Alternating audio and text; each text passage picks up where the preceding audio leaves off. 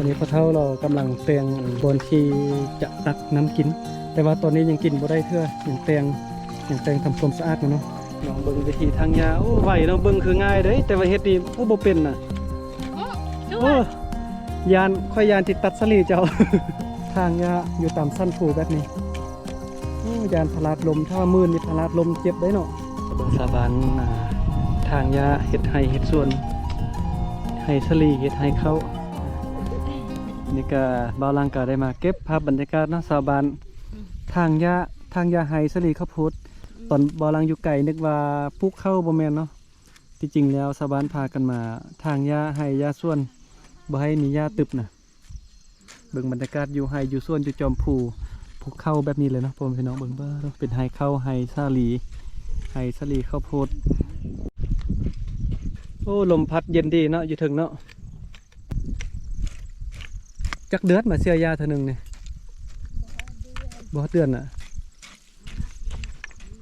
แต่มาเสียยาตลอดเนาะสาบานมาอยู่ไฮอยู่ส่วนกันพ่อพี่น้องเบิ่งเนาะเขาจะพากันเสียยาจอมภูพุ่นเลยนี่จะเป็นเล้าสลีนะพ่อพี่น้องป้าดูตำหน่อยภูหน่อยพาแบบนี้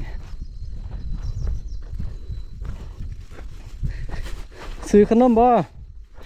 เอาขนมมาค่ายซื้อซอยแด้ฮะยกไทยบ้านกันซื้อซวยได้ด้วยยางมาเมื่อยเนี่ยขนมเนี่ยยางขึ้นภูขึ้นผ้ามาเมื่อยเด้บักไก่ๆเนี่ย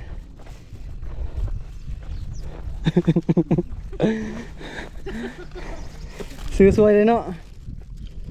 โอ้ยสวยได้เยอะสวยผู้เบามาค่ายขนมไปข้อเมียนะยักเลยเมียบ่มีเงินไปข้อมาโลค่ายขนมอยู่ดอยซื้อสวยได้เนาะ แซ่บได้ขนมเนี่ยบ่แพงดอกค่ายทึกๆให้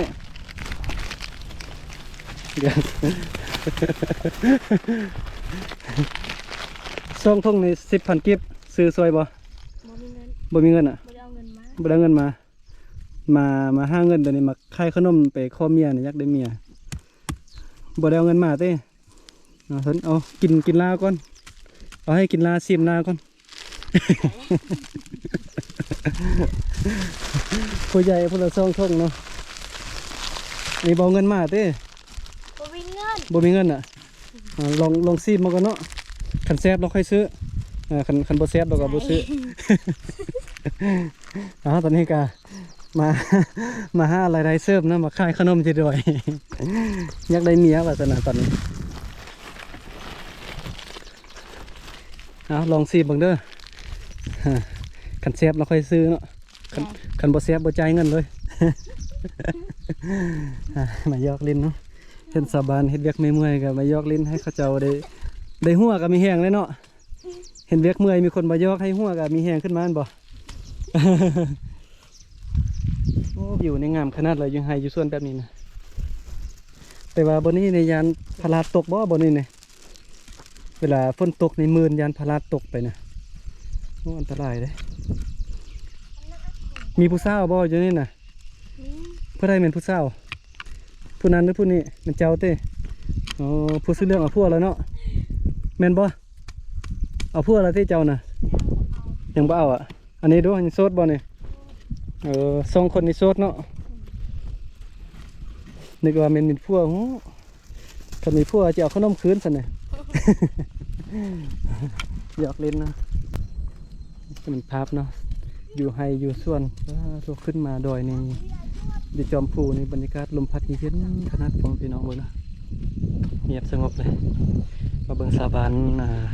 ทางยาเห็ดไฮเห็ดส่วนไฮสลีเห็ดไฮเข้า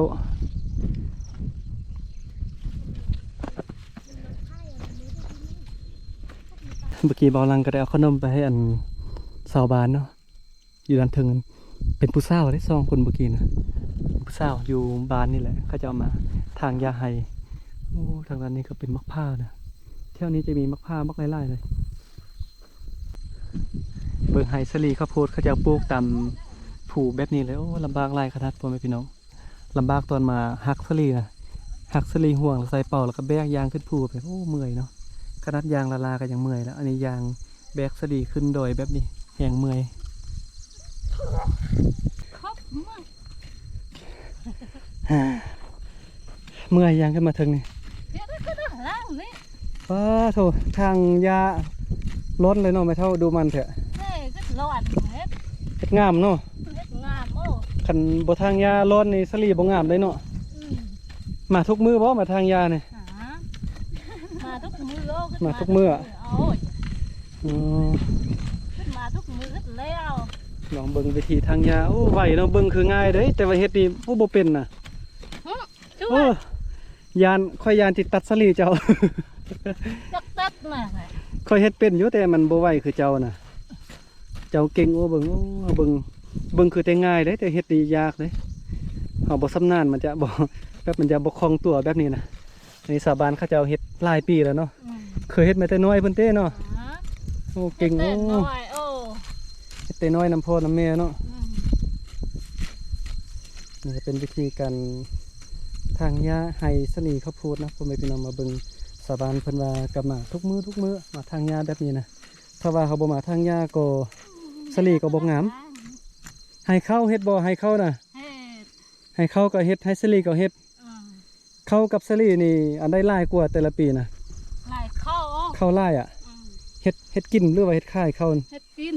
เข้าเฮ็ดกินสลีดูเฮ็ดขาย hết khai เอาได้เงินหลายเนาะ thích này khi nào thích gì lưng อืมมาเบิ่งภาพบรรยากาศนำกันพ่อแม่พี่น้องป้าเด้ออยู่ไห้อยู่สวนมื้อนี้เบาลังกะบุกดอยขึ้นมาเลยขึ้นภูขึ้นผ้ามาเบิ่งสาวบ้านทางยาเฮ็ดไห้เฮ็ดสวน mấy phần khen ra ขนาดว่าเฮายางไปละลาก็ยังว่าเมื่อยแล้วเด้พ่อแม่พี่น้องแต่ว่าสาวบ้านนี่เบิ่งเนาะทางยาอยู่ตามสั้นภูแบบนี้โอ้ยานพลาดลมถ้าว่ามื้อนี้พลาดลมเจ็บได้เนาะเดี๋ยวระวังนะ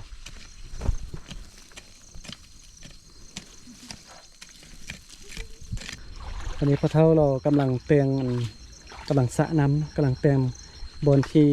จะตักน้ำกิน แต่ว่าตอนนี้ยังกินบ่ได้เทื่อยังเตียงทำความสะอาดมันเนาะเพราะว่าอยู่บนนั้นมันจะมีน้ำออกหูนะน้ำออกบ่อบนนั้นเนาะเป็นน้ำห้วยน้ำซึมออกมาจากมักผ้าแบบนี้นะตอนนี้พ่อเฒ่าเรากำลังทำความสะอาดแล้วก็รอท่ามันประมาณ2-3 ชั่วโมงก็ได้กินแล้วเทพพ่อเฒ่าประมาณ2-3 ชั่วโมงก็น้ำก็เริ่มใสแล้วก็สามารถกินได้แล้วแต่ว่าตอนนี้พ่อเฒ่ายังทำความสะอาดก่อนเนาะน้ำธรรมชาติเลยนะ